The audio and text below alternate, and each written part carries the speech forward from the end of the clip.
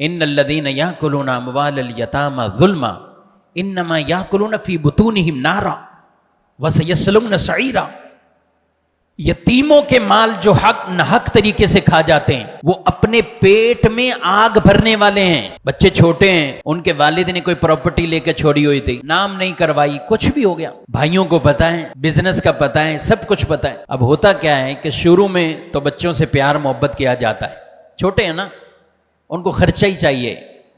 ان کو کھانے پینے کی چیزیں چاہیے، اسکول کی فیسیں چاہیے، تو پیار محبت سے کچھ گزارا کیا جاتا ہے۔ ٹھیک ہے بھائی، 15,000 20,000 25,000 ہم خرچ اٹھا لیں گے۔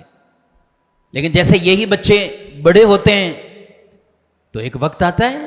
اب اس کے بعد وہ تقاضا کرتے ہیں کہ ہمارے والد کا جو تھا، ہمارے والد کا جو حصہ تھا، ہمارے والد نے جو پراپرٹی چھوڑی ہے، ہمارے والد کی جو تجارت کاروبار بزنس جو بھی تھا، لیکن منع کر دیا جاتا ہے کہ تھا ہی کچھ نہیں، جو تھا وہ بھائیوں نے اپنے نام لگا دیا، وہ ظلم کرتے ہوئے یہ کر لیا۔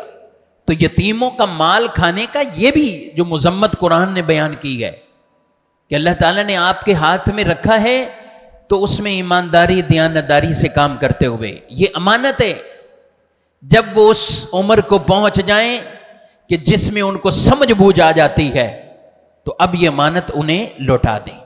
یہ ان کے پاس ان کو بھیج دیں۔ اب اس کو ناحق طریقے سے کوئی اس کے اندر ایسا تصرف نہ کرے، یعنی یہ وہ باتیں جو واضح قرآن کی باتیں ہیں میرے بھائیوں۔ اور لوگ بعض اوقات دین سے دوری کی وجہ سے، قرآن کی تعلیم کی دوری کی وجہ سے یہ بس دنیا کے ششکے نظر آ رہے ہوتے ہیں، وہ چل رہے ہوتے ہیں، بس ٹھیک ہے، اپنا بناؤ، اپنا گھر بنگلے گاڑیاں جو کرنا ہے کرو، اپنے بچوں کو دیکھو، ٹھیک ہے، آپ جتنا کمانا چاہتے ہیں اچھا سے اچھا کمائیں، لیکن اگر کسی اور کا حق شامل کر کے یہ ترقی حاصل کر رہے ہیں تو پھر آپ نے تو دنیا سے ایک دن چلے ہی جانا ہے، مزے آپ کے بعد والے اٹھائیں گے، لیکن اس کا عذاب پھر اس آدمی کو بھگتنا پڑے گا۔